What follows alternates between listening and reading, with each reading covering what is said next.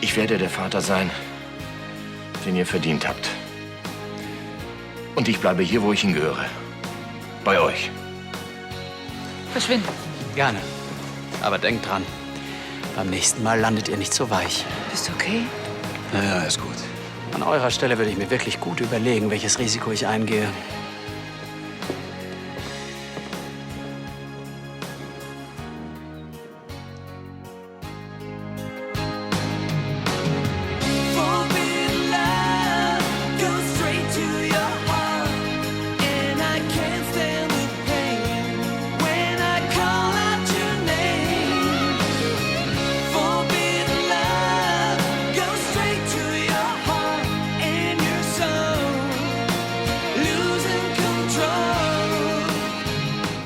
Was soll das heißen? Dass ich einen Fehler gemacht habe. Wir haben so viel Zeit versäumt. Du hast völlig recht. Ich muss zu meiner Verantwortung stehen. Auch wenn du mir jetzt noch nicht ganz vertraust. Ich werde dir beweisen, wie viel ihr mir bedeutet. Ja, das wird die anderen sicher freuen.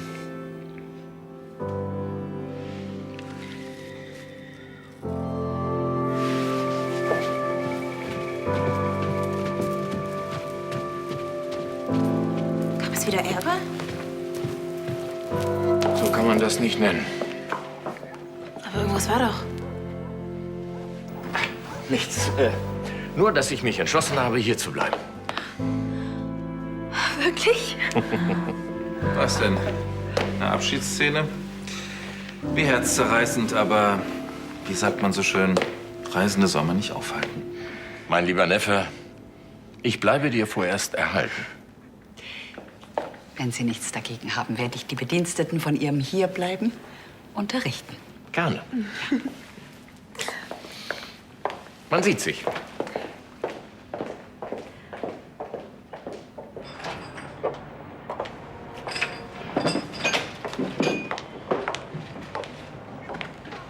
Was suchst du? Einen vernünftigen Tee. Es gibt hier nur Hagebutte und Wohlfühl-Stimmungstee. Ich möchte Hagebutte. Obwohl, so ein bisschen Entspannung wäre auch nicht schlecht. Ist mir ganz schön gruselig, wie der da auf einmal stand, oder? Ja, das war's. Ich hoffe, dass nach dem Prozess endlich Ruhe einkehrt. Und was ist, wenn nicht?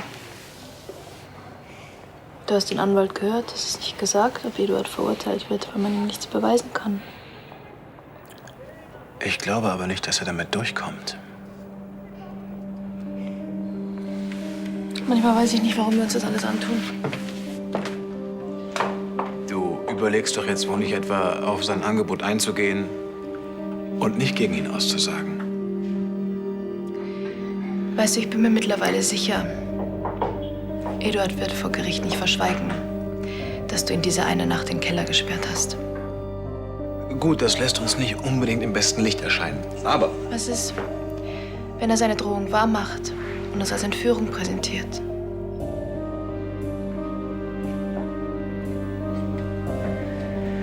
Gregor, ich war ganz kurz davor, dich für immer zu verlieren. Und von dir getrennt zu sein. Das ertrage ich nicht. Lass uns nicht gegen Eduard aussagen.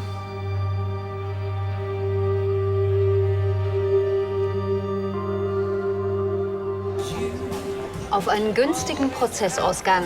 Und die Zeugen der Anklage, Luise und ihr Gigolo.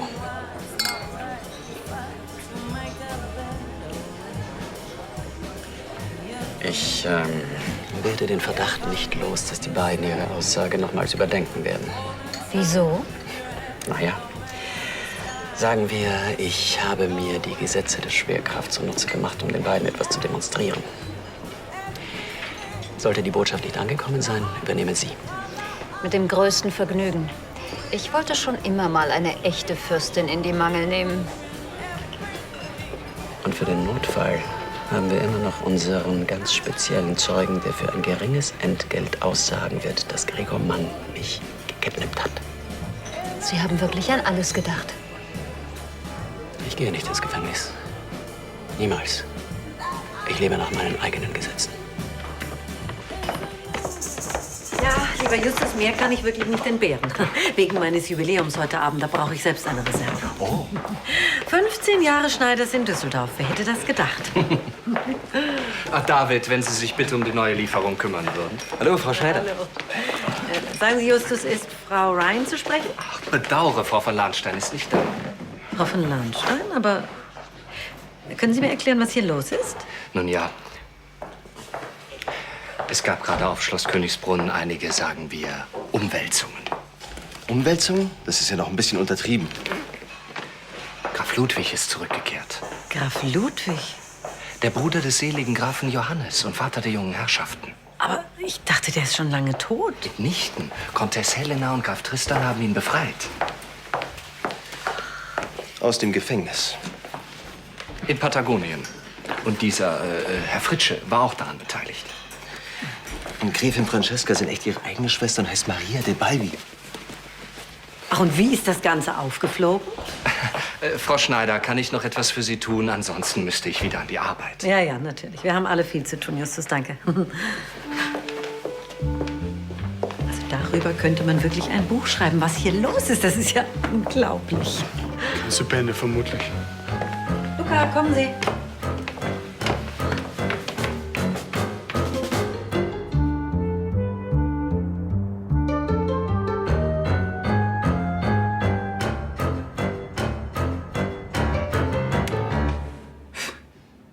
Offensichtlich ist das Personal nicht in der Lage, die Cognac-Vorräte aufzufüllen. Jetzt reg dich doch nicht so auf. Ach, was denn? Ich muss mir immerhin mit ansehen, wie Ludwig und seine räudige Bagage sich hier breit machen. Diese Parasiten. Er wird dir schon nichts wegnehmen. So, glaubst du? Ich werde jedenfalls nicht zuschauen, wie die sich hier alles unter den Nagel reißen. Ansgar, hör auf jetzt. Du glaubst ja wohl nicht ernsthaft, dass uns geholfen ist, wenn wir uns Ludwig auch noch zum Feind machen. Ja, vielleicht hast du ja recht. Wie wirft man einen Gegner zu Boden, den man nicht besiegen kann? Man umarmt ihn.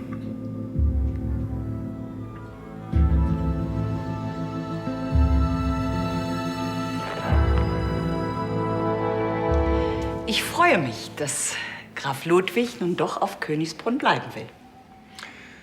Ein schönes Gefühl. Kurz und gut, lassen Sie sich durch meine Anwesenheit nicht stören.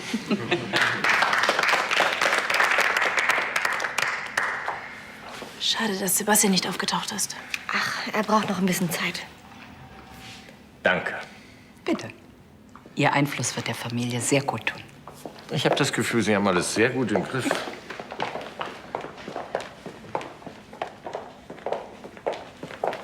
Oh, nein, nein, nein, nein, nein. Jetzt, wo Sie uns erhalten bleiben, sollten Sie auch den Platz einnehmen, der Ihnen zusteht. Keine Widerrede.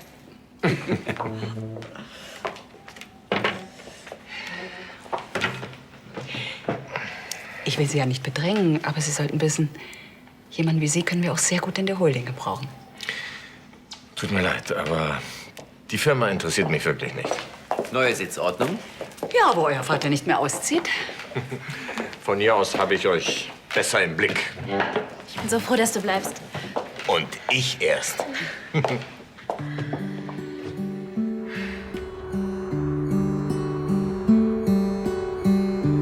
Just close your eyes and count to 5. Let's craft the only thing we know into surprise. Kannst du nicht schlafen? Ich wollte dich nicht wecken. Set down your glass. I painted this. Du hast recht. To look Wir werden nicht gegen Eduard aussagen. Wir müssen nur hoffen, dass er sein Wort hält. Was anderes bleibt uns ja nicht übrig. and I'm shaken, then I'm still. When your eyes meet mine, I lose simple skills. Like to tell you all I want. us now. Bist du sicher, dass wir das Richtige tun? Ja, ganz sicher. Da seid ihr ja. Da oben ist schon alles voller Presse. Das war doch zu erwarten, oder? Wieder auf dem Boden der Tatsachen angekommen?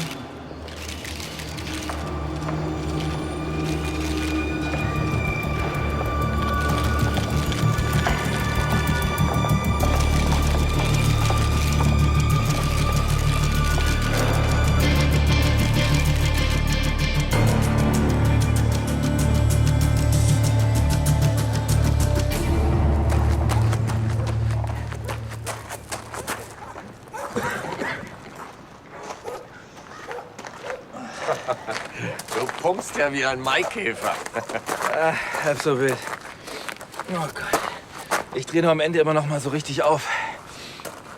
Mach den Kopf richtig frei. Ganz erstaunlich, was einem da so für Gedanken kommen. So. Mein Gott, ich habe vergessen, wie schön das hier alles ist. Weißt du, ich habe noch mal über deine Worte nachgedacht und ich muss sagen, du hast recht. Wir sind eine Familie und wir sollten uns auch wie eine verhalten. Aha.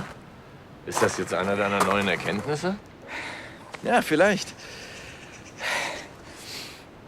Ja, auf jeden Fall ist mir aufgefallen, dass uns mehr verbindet als trennt. Jetzt bin ich aber gespannt. Naja, dass Vater und du, dass ihr euch nicht wirklich grün wart, das ist ja ein offenes Geheimnis. Naja, das ist schon so lange her. Und du bist auch nicht der Einzige, der unter Vater und seiner Scheinheiligkeit leiden musste. Mein Vater hat es immer wieder geschafft, genau den falschen Menschen sein Vertrauen zu schenken. Sie, Elisabeth. Lass dich von ihrem polierten Äußeren nicht täuschen. Vater war nicht der Erste, den sie damit rumgekriegt hat. Ich glaube, das muss ich mir nicht länger anhören. Nein, ich wollte einfach nur, dass du dich hier wieder besser reinfindest, weißt du? Komisch, gestern hatte ich das Gefühl, dass du wolltest, dass ich schneller wieder rausfinde. Naja, wie gesagt, ich habe halt nachgedacht. Vielleicht reicht es fürs Erste, wenn du dich daran gewöhnst, dass ich hier bin. Und hier bleibe. Und meine Kinder auch.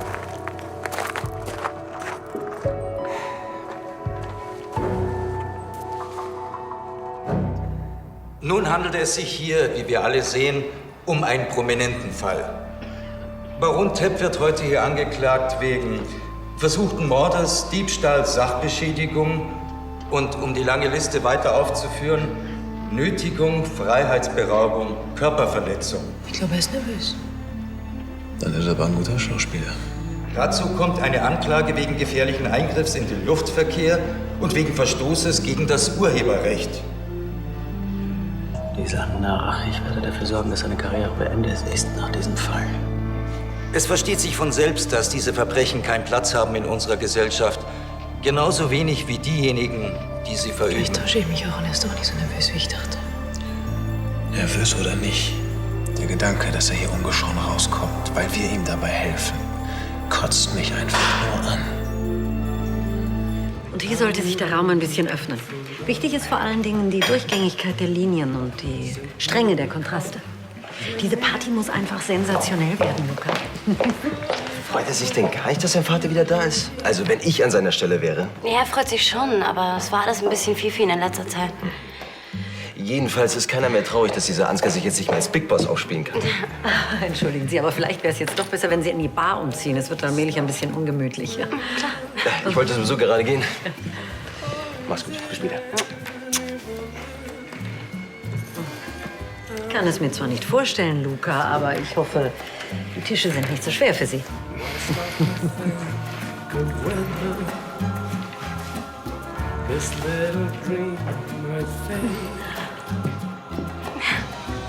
Sie beide sind schon ein ziemlich gutes Team, ne? Ach ja?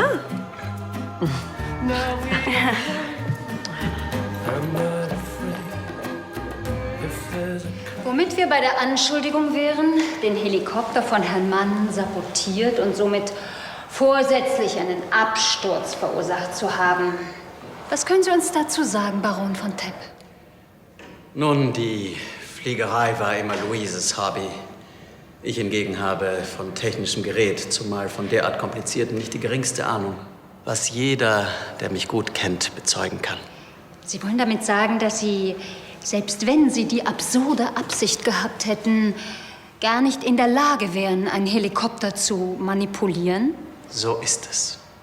Aber mit dem Säbel wissen Sie schon umzugehen. Das ist korrekt. Dann trifft also der Vorwurf zu, dass Sie Herrn Gregor Mann verletzt haben während eines Duells. Ist das nicht ein bisschen altmodisch? Tja, das habe ich mich auch gefragt, als er mich dazu aufforderte. Das ist nicht wahr. Ruhe, bitte. Entschuldigung. Und? Später. Fahren Sie fort, bitte. Ich verstehe also richtig. Nicht Sie haben Herrn Mann zum Duell gefordert, sondern er hat Sie bedroht. Ja. Ja, er beschuldigte mich, ihn umbringen zu wollen, warf mir einen Säbel zu und meinte, ich solle mich verteidigen. Der Mann war außer sich. Die reinste Raserei. Ich hatte das Gefühl, man müsse ihn vor sich selbst beschützen. Ich glaube wirklich, dass er mich in diesem Fall umbringen wollte. Ich habe ihm dann leider die Schulter verletzt, was mir sehr leid tut. Was hat er vor? So, bitte sehr. Dankeschön.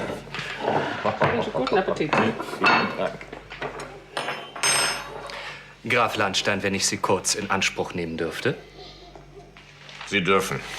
Nun, der 2006er Brunello di Montalcino geht in den Verkauf. Sollten wir nicht ein paar Kisten mehr als üblich ordern? Ach, Justus, ehrlich gesagt, bei Fragen der Vorratshaltung auf Königsbrunn bin ich etwas aus der Übung. Aber da ist jemand, der Ihnen bestimmt weiterhelfen kann. Maria, es geht um den Brunello. Bestellen Sie diesmal doch ein paar Kisten mehr. Sehr wohl. Sehen Sie, da wurde Ihre professionelle Einschätzung doch bestätigt. Maria, wie geht's dir? Ach, gut. Das freut mich. Du hast so viel durchgemacht. Von der Familie verstoßen zu werden und dass sie dir dein Kind genommen haben. Das tut mir alles sehr leid. Es ist doch nicht deine Schuld. Ich habe nichts unternommen. Ich habe geschwiegen wie die anderen. Wir haben alle unsere bitteren Erfahrungen machen müssen. Was ist das? Kannst du mir das empfehlen? Ich bin mir nicht sicher, ob du dir daraus Anregungen holen solltest. Der Graf von Monte Cristo. Vielleicht hast du recht. Trinkst du ein Glas Wein mit mir? Sie und Baron Tepp waren ja einige Zeit verlobt. Und in all den Jahren hat er nie Anzeichen von krimineller Energie gezeigt? Nein. Und dann verwandelt sich dieser unbescholtene Bürger aus bester Familie plötzlich in einen Berserker. Ja, möglicherweise haben wir die Situation falsch eingeschätzt. Soll das heißen, dass Sie Ihre bestehende Aussage ändern möchten? Eine Trennung ist nicht leicht. Vielleicht haben wir einfach überreagiert. Dann war es also so, wie mein Mandant es geschildert hat.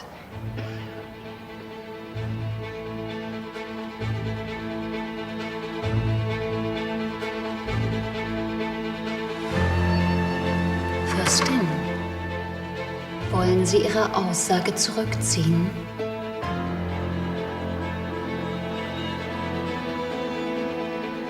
Nein. Alles, was Baron Tepp hier vorgeworfen wird, entspricht der Wahrheit.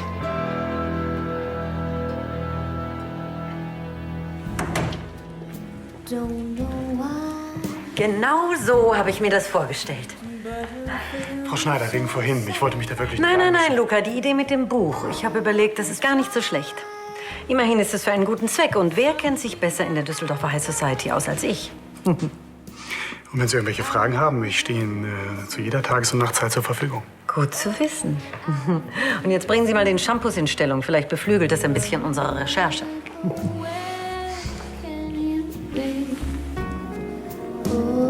Dieses Buch.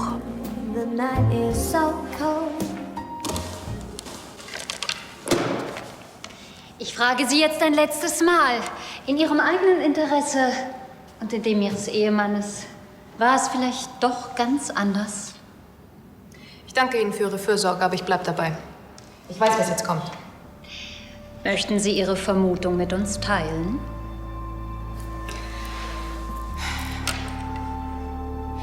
Baron von Tepp hat uns unablässig verfolgt und bedroht. Irgendwann wusste sich Gregor, Herr Mann, keine andere Möglichkeit mehr, als ihn einzusperren.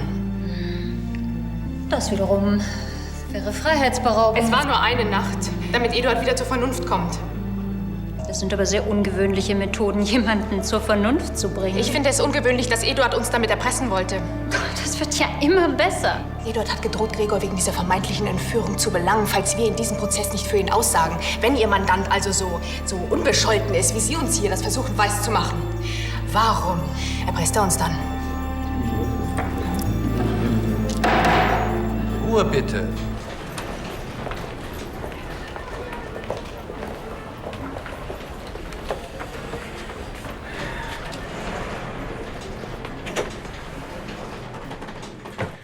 Übrigens, Respekt, Mutter. Deine Vorstellung eben in der Küche, äußerst gelungen. Du warst da? Ja. Und ich war sehr berührt, wie warmherzig du dich um Onkel Ludwig gekümmert hast. Du hast ihn da beinahe schon in der Hand, dieses wandelnde schlechte Gewissen. Ich bin sehr froh, dass er sich bei mir entschuldigt hat. Vielleicht können wir so endlich die Vergangenheit ruhen lassen. Die verlorenen Jahre kann er dir selbstverständlich nicht zurückgeben, aber vielleicht schaffst du es ja, dass er dich angemessen entschädigt. Wie das? Oh, komm, ich bitte dich. Er ist ein Mann, du bist eine Frau, er mag dich, er fühlt sich dir verpflichtet. Welche bessere Grundlage könnte es geben für eine ausgesprochen lukrative Liaison?